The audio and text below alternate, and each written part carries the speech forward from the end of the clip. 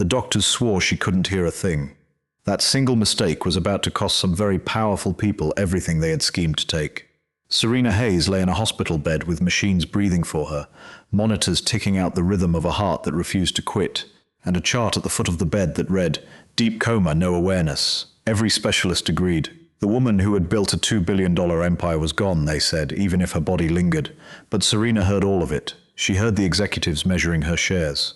She heard old friends dividing up her houses before her body was even cold, and she heard something no one expected, a poor janitor who walked into her room one evening and spoke to her as though she was still a human being.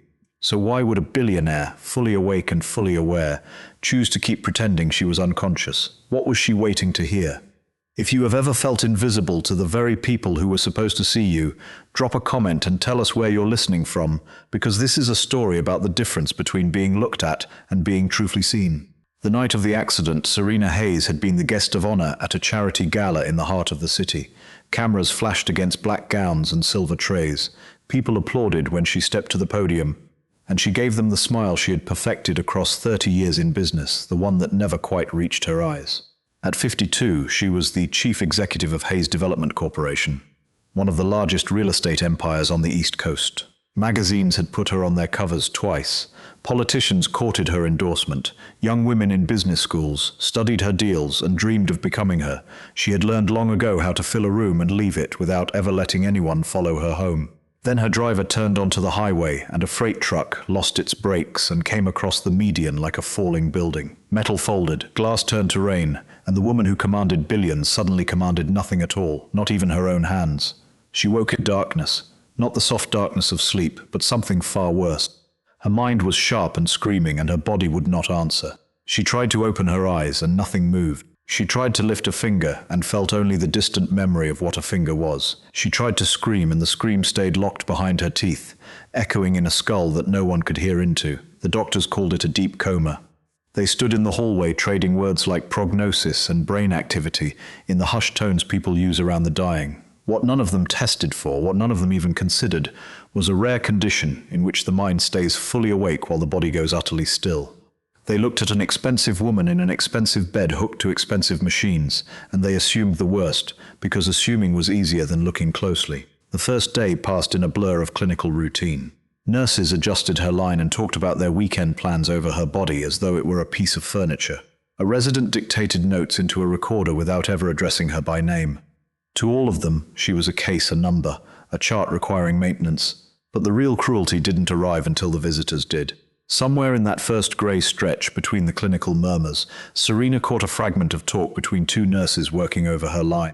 "You hear about the man who pulled her out," one said. "Found her earrings and a watch worth more than my car sitting right there in the broken glass. Turned every piece of it in at the front desk. Didn't keep a thing." The other clicked her tongue. "Half the people in this city would have pocketed it and driven off. Not him. Wouldn't even leave his name at first. Somebody had to chase him down for it." Then they moved on to other gossip, and the moment dissolved. Serena filed it away without knowing why. A stranger had knelt in the wreckage beside a woman he had never met, a woman wearing more on her wrist than he likely earned in a year, and he had handed all of it back to people who would never thank him, and then he had tried to disappear. She did not yet have a face to hang on that man. She would have one soon. On the second morning, the door swung open, and she recognized the voice at once. Robert Mitchell, her chief financial officer, a man she had trusted with the company's deepest secrets for 15 years, he was not alone. "The board is nervous," Robert said, his voice low and careful. "If she doesn't wake inside 30 days, we start the succession protocol, quietly." A second voice answered, and Serena placed it as her own legal counsel. "Her personal shares are worth more than $2 billion. Without a directive, this turns into a war. Has anyone found a will?" "We're looking," Robert said. "But you know Serena, she never once planned for failure. She thought she was going to live forever." And then they laughed. Both of them, standing over what they believed was her unconscious body, laughed. Inside her frozen shell, Serena raged. She wanted to rise up and fire them where they stood. She wanted to name every favor she had done them, every ladder she had let them climb. But she could only lie there and listen to men she had made rich decide how best to carve up her life. The visitors kept coming, a tide of perfume and false grief. A woman she had once called a friend murmured the word tragedy, while another whispered about the penthouse and who might inherit it. Someone mentioned the beach house on the shore, the art on the walls, as if the funeral had already happened and only the auction remained. Then came a small mechanical click, and Serena understood with cold clarity that they were taking photographs, not out of love, but to prove they had come, little trophies of concern for strangers to admire. They stayed less than 10 minutes and left smelling of good wine.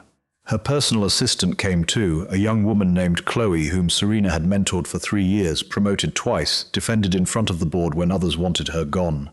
Serena had believed, if she believed it of anyone, that Chloe cared for her. But Chloe stood at the foot of the bed and made a single phone call. "She's not going to make it," she said to whoever was on the line. "I need you to hold the offer open. Once the estate settles, I'm gone, and I want that position locked before the market hears." A pause. "No, she can't hear anything. Trust me. I've been staring at her for 10 minutes. There's nobody home." Then she gathered her coat and left, and the door side closed. And Serena, who had once wept for no one, felt something cold and final settle over the last warm corner of her heart. She had given that girl everything. She had been to that girl a stepping stone with a pulse. That was all any of them had ever seen. Somewhere in those long, humiliating hours, Serena began to understand something she had spent her whole adult life refusing to face. She had built her walls so high that no one could climb them. And now that she finally needed someone inside those walls, she found she was standing there alone. It had started decades ago with a man she had loved when she was young enough to believe in it. He had courted her, made her feel chosen, then vanished with the money she had lent him to build his dream. After that, Serena decided love was a luxury she could not afford. She poured herself into work instead. She gathered wealth and power and prestige, and told herself these things would keep her safe. And they had in a way. They had kept everyone out. Now paralyzed in a hospital bed, she saw the arithmetic plainly. Every relationship she owned was a transaction. Every friendship came with terms. Every person who walked through that door wanted something, and not one of them cared whether her heart kept beating past the value of her estate. By the end of the second day, Serena had decided to let go. Her body was a prison, and her life had been a beautiful lie. Perhaps it would be a mercy simply to stop fighting and drift out of it. Then the door opened again. She braced for another executive, another vulture in a good suit. But the footsteps were different this time, slower, unsure.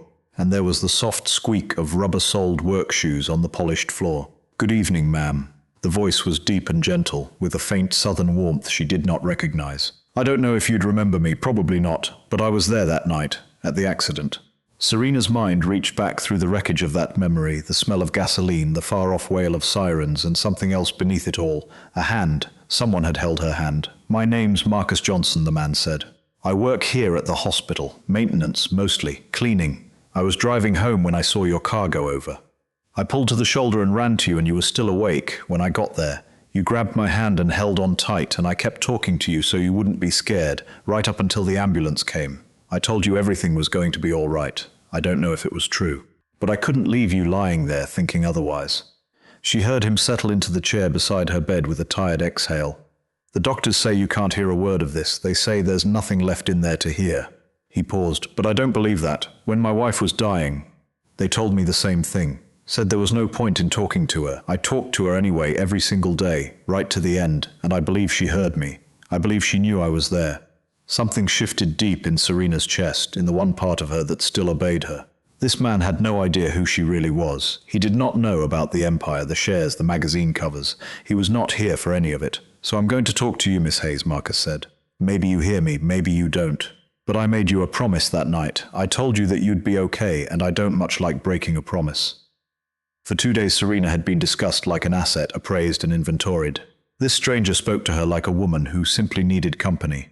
"I'll come back tomorrow," he said, standing. "Got to pick up my little girl from the neighbors.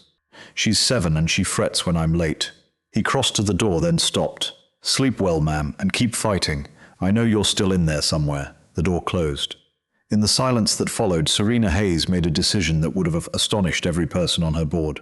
She would not reveal that she was awake, not to the doctors, not to the lawyers, not to a single soul. She would stay hidden inside her own still body for one reason and one reason only. She needed to hear what Marcus Johnson would say next. For the first time in longer than she could count, someone had spoken to her as a person, and she was not ready to let that go. He came back the following evening exactly as he had promised.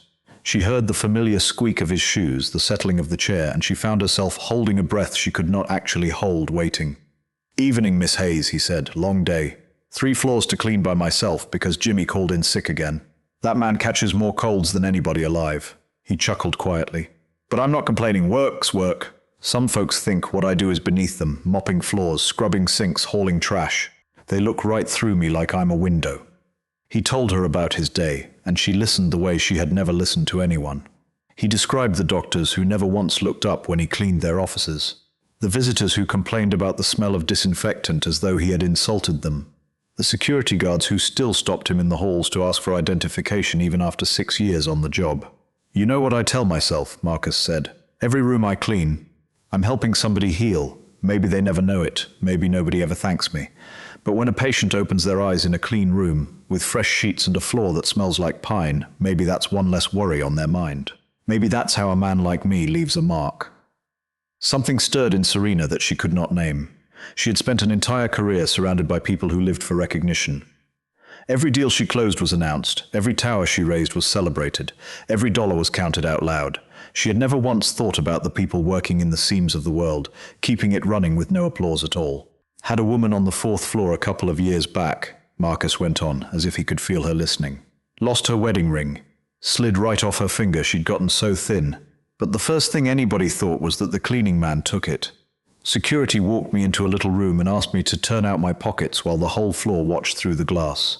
He said it without heat, the way I am and reporter leather. I emptied everything I had. $1 and some change, my house key, a school picture of Lily with her front tooth missing. Nothing else. They found the ring 3 days later, worked down inside a recliner cushion." He paused. "Nobody came and apologized. That's not usually how it goes. But I went back to work the next morning anyway, because Lily needed to eat, and because I knew what I was and what I wasn't, and no man's suspicion could change that. My daddy used to say character is what you do when the only witness is God. I've tried to live like that. Some days I get it right." Serena lay very still and understood that she had spent her whole life performing her worth for an audience, chasing headlines and boardroom nods, terrified of what would happen if the applause ever stopped. And here was a man who had been accused, searched, and humiliated in front of a crowd, and who had held on to himself anyway because his worth had never once depended on the crowd. She had built her value on the outside where anyone could take it. He had built his on the inside where no one could reach it. For all her billions, she suddenly felt like the poorer of the two. "I see how folks look at me sometimes, Miss Hayes," he went on, quieter now. "When I walk down the street holding my daughter's hand, I feel their eyes. A black man in worn-out clothes with a little girl. They don't see a father coming home from work. They see something they were taught to be afraid of." There was no bitterness in it, only a soft, bone-deep tiredness. "Lily asked me once why people stare. I told her some folks just haven't learned how to see yet. They look, but they don't see. They finish the picture in their heads before they ever ask for the truth." Serena had never thought about this, not once in 52 years. She had lived in a world where every door opened before she reached it, where her name arrived in a room ahead of her body. She had never wondered what it felt like to be looked straight through. For the first time in her life, she was seeing the world through another person's eyes, and it humbled her in a way no rival ever had. As the evening deepened, his voice softened. "I want to tell you about my wife," he said. "Her name was Angela. She was a nurse right here in this building. That's how we met. Even now, years after her death, the love in his voice was unmistakable. First week on the job, I was so nervous I dropped a whole bucket of mop water in the middle of the main hallway. Made a fool of myself in front of everybody. But Angela didn't laugh. She grabbed a stack of towels and got down on the floor and helped me clean it up. Then she looked at me and smiled and said something I'll carry to my grave. She said, 'Everybody spills something their first week. It's what you do after that matters.' And then she told me her name." He let out a breath. That smile of hers, I swear it could light a whole floor. He described the slow courtship that followed, how he invented reasons to clean the halls near her station, how she began carrying 2 coffees on her break, how they married in a small church with a handful of guests because neither of them had much family left in the world. "When she got sick, I thought I could beat it," he said, and his voice caught. "I thought if I worked hard enough and saved enough and prayed enough, it might turn out all right. But cancer doesn't care how hard a man works. It doesn't care how much he loves somebody. It just takes and takes until there's nothing left to take." Serena felt her heart constrict inside her motionless chest. She had never known that kind of loss, because she had never let herself love anyone enough to be destroyed by their leaving. "The last few weeks, Angela couldn't talk anymore," Marcus said. "The doctors said she was unconscious, said there was no sense sitting with her. I sat with her anyway, every single day. I told her about Lily, about what the baby did at school, about what we had for dinner, about how much I missed her already, even though she was right there." He was quiet a moment. "I believe she heard me, Miss Hayes." I believe she knew she wasn't alone, and when she finally let go, I was holding her hand. I think that's all any of us can really ask for. Not to be alone at the end. Serena wanted to weep. She wanted to reach out and lay her hand over this man's hand. This stranger who had lost so much and still had kindness left to spend on someone the whole world had written off. But her body stayed sealed, a tomb of flesh, and all she could do was listen. After Angela passed, it was just me and Lily, he said, 7 years old, asking me questions I didn't have answers for. Where did Mommy go, Daddy? Is she coming back? Why do people have to die? He exhaled. All I could do was hold her and tell her we'd be okay, that we still had each other, that love doesn't vanish when a person dies. It just changes shape. He leaned back, and the chair creaked. There are days I don't know how I'm going to make it, Miss Hayes. Rent's due and I'm short $100. The refrigerator's empty and payday's not till Friday. Lily needs new shoes because that girl is growing like a weed and I can't buy them yet. His voice dropped. But then I come home and that little girl runs to the door and throws her arms around my neck, and she looks up at me with those big brown eyes, and she says, Daddy, you're the strongest person in the whole world. Something broke loose inside Serena. And in that moment, Marcus said, I'm richer than anybody. I don't have money in my pocket. I don't have a fancy car or a big house. But I have her. I have her love, and there is nothing on this earth worth more than that. The words followed Serena long after he had gone. She had spent 52 years accumulating proof that she deserved respect, and no one had ever looked at her the way that child looked at her father. No one had ever called her the strongest person in the world. She had billions of dollars, and not one human being who loved her simply for existing. On the third evening he came later than usual, and there was gravel in his voice, the sound of a man who had been up against something. Rough one today, Miss Hayes, he said, lowering himself into the chair. Landlord's talking about raising the rent again. Third time in 2 years. I did the math on the drive over here and I don't know how it works out. I really don't. He was quiet a moment and then he laughed softly at himself. Listen to me, sitting here dumping my troubles on a woman who can't even tell me to hush. My mama would smack me for that. But he kept talking, because talking to her had become the one place in his week where no one needed anything from him and no one looked through him. He told her about the little apartment he and Lily shared, the water stain on the ceiling shaped like a rabbit that Lily had named, the second-hand piano keyboard he had bought for $11 at a church sale because his daughter had pressed her nose to a music store window one afternoon, and he could not walk her past it a second time. He told her how Lily practiced on it every night, the same 3 songs, over and over until the neighbors banged on the wall, and how he would give anything at all to keep the sound of it in his life. People think a man like me wants to be rich, Marcus said. I don't. I just want enough. Enough that a rent letter doesn't feel like a fist. Enough that when my girl outgrows her shoes, I can say yes the same week, instead of praying she doesn't notice they pinch. He rubbed his hands together slowly. That's all. Just enough, and a little time. Nobody ever seems to have enough of either. Serena had never in her life worried about a number smaller than 7 figures, and for 3 days she had been forced to lie still and listen to a man wrestle with the arithmetic of $100. And what struck her, what would not leave her, was that he never once sounded bitter. He sounded like a man carrying something heavy up a long hill who had simply decided a long time ago that the hill was his and he would climb it, and that was that. She had crushed competitors who had complained more about far less. She had never respected anyone the way she was beginning to respect the janitor, who did not know she was awake. Anyway, Marcus said, standing, you keep resting. I'll figure it out. I always do. He paused at the door. You know, my Angela used to say the Lord doesn't send you more than you can carry. I used to think that was just something people say. But then she'd hand me the baby and go take her shift, and somehow the carrying got done. Somehow it always got done. The door eased shut behind him, and Serena lay in the dark and understood that she had spent a fortune insulating herself from a kind of strength that could not be bought at any price. The 4th day brought a surprise.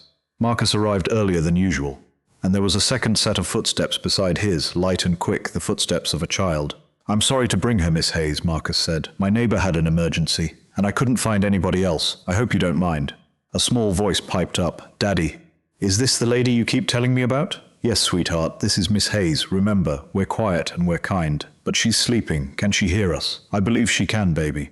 So let's talk to her nice. Serena heard a chair drag closer, and then she felt it, a small warm hand closing over her own. Hi, Miss Hayes. My name is Lily. I'm 7 years old. My daddy says you were in an accident, but you're going to be okay because you're strong. Paper rustled. I made you something. It has flowers and sunshine and butterflies. My teacher says I'm a good artist. I put it on your table so you can see it when you wake up. That's very kind, Lily, Marcus said softly. Daddy, do you think she's lonely? The question hovered in the sterile air. Why do you ask, sweetheart? Because she's all alone in here. Nobody's talking to her. It must be scary to be alone when you're sick. Serena felt her throat tighten, though no muscle in it moved. That's why we come, baby, so she knows she's not alone. The little hand squeezed hers gently. Miss Hayes, you don't have to be scared. When my mummy went away, I was so sad. I thought I'd be alone forever. But Daddy told me Mommy is still with me right here in my heart. The child's voice grew earnest and certain. So you're not alone either, okay? We're here. And even when we go home, you can keep us in your heart, and then you'll never be by yourself. Serena Hayes had stared down hostile boards and outmaneuvered men twice as hostile without a flicker of fear. And this child, this 7-year-old girl with a crayon drawing, had just taken her apart completely. You're not alone.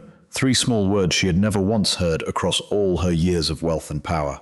She thought of every birthday she had spent alone in a corner office with a bottle of wine that cost more than Marcus earned in a week. She thought of the assistants who signed her holiday cards.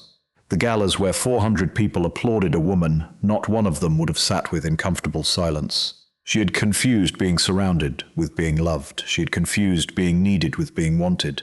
And it had taken a little girl who owned almost nothing to hand her, for free, the one thing all her money had never bought. Lily patted Serena's hand twice, the way you might comfort a frightened animal, and then went right back to describing the butterflies, oblivious to the fact that she had just rearranged the interior of a woman 4 times her age. After Lily drifted to sleep in the visitor's chair, Marcus spoke in a hush. I'm sorry if she was too much. She's got her mother's heart, always trying to look after somebody. He was quiet a while. You know, Miss Hayes, I keep asking myself why I come here. At first I told myself it was the promise, but it's more than that now. Serena waited, her whole being narrowed to his voice. When Angela was dying, I felt so useless. I couldn't save her. All I could do was sit there and watch the woman I loved slip through my hands. His voice thickened. Coming here, sitting with you, it feels like a second chance. Not to save you, I know that's not mine to give, but to be there for somebody who needs it. To not let another person face the dark alone. He stood slowly. I should get her home, school tomorrow. She heard him gently wake the child, heard their soft footsteps move toward the door, and with each step a panic rose in her frozen body. She wanted to wake up. She wanted to open her eyes and thank them, to tell Lily the drawing was beautiful, to say that these 2 strangers had given her more than any deal or headline ever had, but fear held her fast. If she woke now, she would return to the old life, to the vultures at her bedside, to the loneliness that had defined her existence. And worse, Marcus would know she had heard everything, every confession, every private grief. Would he be ashamed? Would he stop coming? So Serena stayed still, imprisoned now not only by her body but by her own terror. Late that night, the door opened to voices she knew too well. The board members had returned, with lawyers and a man claiming to be a cousin she had not seen in 20 years. The doctors see no improvement, a lawyer said. If she doesn't wake within the next 48 hours, we can invoke the incapacity clause. As her nearest living relative, the cousin said smoothly, I believe I should be appointed guardian of the estate. This was a man who had never once called her, never visited, never shown a flicker of interest in her life, and here he was, circling with the rest. The hospital recommends transfer to a long-term facility upstate, another voice added. It would be better for everyone except the woman in the bed. When they finally left, Serena lay in the dark more alone than she had ever been. Her empire was cracking, her body was a cell, and the only 2 people who had shown her real kindness were about to vanish from her life forever. The next evening, Marcus came in with a heaviness in his step she had not heard before. Miss Hayes, I've got bad news. I overheard the nurses. They're moving you tomorrow, some facility upstate. This might be the last time I get to visit it. Her heart plummeted. I know you probably can't hear me, he said, but I'm going to talk to you anyway, one last time. He reached out and took her hand, the first time he had touched it since the night of the crash. I want to thank you. You don't even know what you did for me. Coming here, talking to you, it helped me more than you'll ever know. It made me feel like maybe I'm not just some invisible janitor. Maybe my words matter, maybe my kindness matters. His grip tightened. When I lost Angela, I felt like part of me died with her. But sitting here, telling you about my life, about Lily, it reminded me why I keep going. Because we all need somebody to listen, even when they can't answer back. He was quiet a long moment. I couldn't save my wife. I held her hand to the very end, and I still couldn't stop her from leaving. For a long time I blamed myself. Thought maybe if I'd done something different, worked harder, prayed more, she'd still be here. His voice grew thick. But Angela taught me something before she went. She said love isn't about saving somebody. It's about being there, just being present. Holding a hand in the dark, even when you can't fix what's broken. He exhaled slowly. I can't save you, Miss Hayes. I don't have that power. But I hope somehow you know that somebody was here, somebody thought about you. Not for your money or your company, for you. Because you're a human being, and every human being deserves to be seen. He rose and gently laid her hand back down. Goodbye, Miss Hayes. I hope you find peace. He crossed to the door, his footsteps slow and heavy. Lily prays for you every night. She asks God to help you wake up so you can smile. She says everyone deserves to smile. The handle turned. Take care of yourself. And if there's any part of you that can hear me, please know this. You were never alone. I was always right here. Always. The door clicked shut, and in the suffocating silence of her prison, Serena Hayes made her choice. She could not let him walk away. She could not spend whatever life remained being shipped between facilities, discussed by lawyers, picked over by relatives who had never loved her. She wanted to live, not as a billionaire, not as a chief executive, but as a woman who had finally learned what mattered. She wanted to see Lily's drawing. She wanted to thank Marcus for every word. She wanted to feel the sun on her face and know she was worth more than a number on a page. Serena did not sleep that night. Inside her still body, her mind moved across the whole span of her 52 years. She saw the young woman she had been, full of hope, sure that love would find her. She saw the man who had taken that hope and shattered it. She saw the walls she had raised afterward, brick by careful brick, until no one could reach her. She had called those walls strength. She had called needing no one the purest kind of freedom. Now in the dark, she saw the truth. She had not built a fortress, she had built a prison, and she had been the only prisoner inside it for 30 years. She thought of the executives measuring her worth in shares. She thought of the assistant who had called her a dead end with a pulse. She thought of the friends photographing her ruin. Not one of them had spoken to her the way Marcus had. Then she thought of Lily's small hand and 3 impossible words. She thought of Marcus at the door, thanking a stranger for the gift of being allowed to matter. A man who barely earned enough to feed his daughter had thanked a billionaire for giving his kindness somewhere to land. And Serena understood finally what she had been missing her whole life. It was not money, it was not power. It was not the respect that comes from fear or the admiration that comes from wealth. It was connection, simple, honest, human connection, and she would not let it be wheeled out the door. The 5th morning arrived with footsteps and low voices outside her room. Transport will be here within the hour, a nurse said. Has the family been notified? The cousins signed the papers last night. Everything's in order. The door opened. Staff came and went, checking monitors, adjusting lines, preparing her body for a journey to a place where she would likely spend the rest of her days among strangers. Then at the doorway, a voice she knew. Excuse me, I know I'm not supposed to be here, but I was hoping I could say goodbye.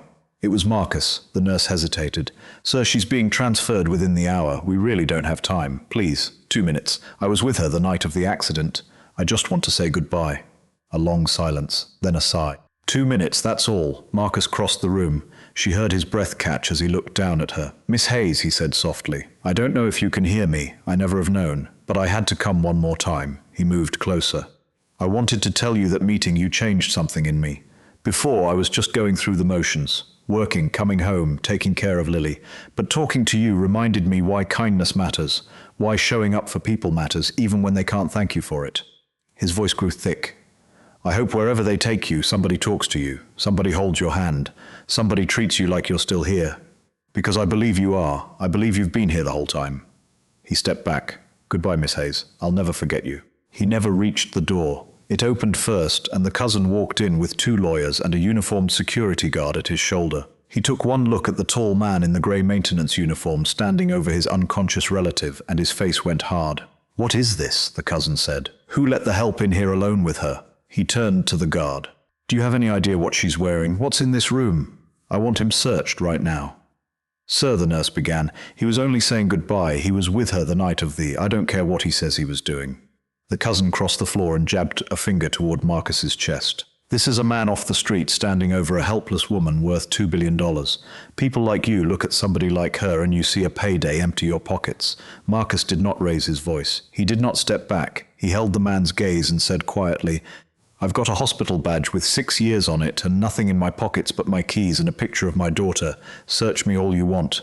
We'll see about that badge by tonight, the cousin snapped. You will never work in this building again. Guard, take him. And it was then, in the middle of that accusation, with a stranger's finger still leveled at the chest of the only man who had shown her kindness, that something inside Serena Hayes, frozen for 5 days, finally cracked open. Every fear, every wall, every careful brick came down at once. Serena poured all of herself into her right hand. The hand he had held at the wreck. The hand Lily had squeezed while promising she wasn't alone. Move, she commanded it. Nothing. Move. Her finger trembled, barely, just barely. The heart monitor beeped a fraction faster. She pushed harder. She pictured Marcus dragged out of that door and out of her life forever, branded a thief for the crime of being kind. Her finger moved again, then her wrist, then her whole hand slid across the sheet. The nurse gasped, "Doctor, she's moving." Serena did not stop. She threw everything she had left into her eyelids, fighting the weight that had sealed them for 5 days. Light bled through, blurred, then sharpened. The first thing she saw was the ceiling. The second thing she saw was Marcus Johnson, frozen where he stood, the guard's hand still on his arm, the husband's hands as she stood dying in the air, all of them staring at her as though the earth had tilted beneath them. Her lips parted. Her throat burned from days of stillness. She tried to speak and only a ragged whisper escaped. "Wait!" Marcus did not move. His eyes were wide and glistening. Doctors rushed in, nurses shouted orders, alarms sounded. Serena ignored all of it. She kept her gaze locked on the man beside her bed, and she forced her ruined voice to work. "I heard you." The words came broken, barely there. He took a step closer. "You heard me?" She managed the faintest nod. Each word cost her everything, everything. A breath. Angela. Another breath. "Lily." She winced, the strongest person in the world. Tears spilled down his face, not from shame, but from something far deeper. So Serena gathered the last of her strength for one final sentence. "Thank you," her voice was nearly gone, "for talking to me like a human being." Marcus reached down and took her hand exactly as he had done on the night of the accident. "You're welcome," he said. "You're so welcome." The cousin had gone pale. He tried even then to salvage it. "Serena, thank God, we were only trying to protect you, this man." Serena turned her chin toward him. It cost her more than she could say, but she turned it, and she held his eyes the way she had once held the eyes of men across a boardroom table. Her voice was a wreck, but every word landed. "This man," she rasped, "pulled me out of the fire. Turned in my watch and my earrings when he could have kept them, and no one would ever have known." She dragged in a breath. "You signed papers to take my estate before you signed a card to wish me well. Get out." The guard's hand slid off Marcus's arm. The nurse, who had heard the whole thing, said quietly what she had told a colleague on the first day, that this was the Good Samaritan from the accident, the one who had refused a reward. No one argued. The lawyers gathered their folders. The cousin left without another word, and he did not come back. 2 weeks later, Serena sat in a wheelchair in the hospital garden, the autumn sun warm on her face, watching leaves drift down onto the path. Her recovery would be slow. The doctors said it could be months before she walked unaided. She did not mind. For the first time in her life, she was not in a hurry. She had fired Robert Mitchell and every board member who had plotted over her bed. She had thrown out her cousin's claim to guardianship. She had rewritten her will so that her wealth would finally do something other than enrich people who had never loved her. In its earliest days now was the Angela Johnson Foundation, a trust devoted to single parents and their children, built not so Serena could be praised as generous, but because she had learned at last that money means nothing if it never touches a life. Marcus still worked at the hospital. Serena had offered him enough to never work another day. He had refused. "Miss Hayes, you already gave me something worth more than money," he said. "You listened, you heard me." The only thing he accepted was a scholarship fund for Lily's education. And only because Serena called it an investment in a child's future rather than charity. She had learned his schedule by heart. On the evenings he cleaned her wing, she would wheel herself into the corridor just to say good evening, and he would lean on his mop for a minute and tell her about Lily's spelling test or the new squeak in his old car. The staff found it strange, the recovering billionaire and the maintenance man trading small talk in a hallway at 9 o'clock at night. Serena found it to be the truest part of her day. She had sat across from senators and titans of industry and never once felt the ease she felt in that corridor, saying nothing important to a man who wanted nothing from her. She thought sometimes about the woman she used to be, the one who had walked past 1,000 men like Marcus without seeing a single one of them, and she was ashamed, and then she forgave that woman because that woman had never been given the chance to lie still for 5 days and finally learn how to listen. She heard small, running footsteps and turned to see Lily flying across the garden, a piece of paper clutched in both hands, Marcus following with a quiet smile. Miss Serena, I made you something." Lily pushed the drawing into her lap. 3 figures stood beneath the bright yellow sun, a tall man with dark skin, a small girl with pigtails, and a woman with long hair holding both their hands. "That's you," Lily said, pointing. "You're our friend now. Daddy says friends are people who show up for each other, and you showed up, so now we're friends forever." Serena looked at the drawing, then at Lily, then at Marcus, and for the first time in longer than she could remember, she smiled. Not the practiced expression she had worn for cameras and rivals. A real one, rising up from a place inside her she had forgotten was there. Marcus caught her eye and nodded once, a silent understanding passing between them. They were not lovers, and perhaps they never would be. They were something rarer. They were friends, true ones, built not on money or status, but on the simple fact of being seen and heard. She had spent her whole life believing that strength meant needing no one, that wealth meant lacking nothing. But it was in that bed, unable to move or speak, that she learned the opposite. Sometimes what saves us is not being rescued at all. It is being seen, it is being heard. It is one honest voice in the dark, refusing to let us believe we are alone. A truck can take your body in an instant, and a will can divide your fortune in an afternoon. But the thing that actually makes a life cannot be inherited, or bought, or scheduled onto a calendar. It can only be given freely by someone who wants nothing back. Serena Hayes had needed 52 years and one terrible accident to understand it, and she intended to spend whatever years remained making sure she never forgot.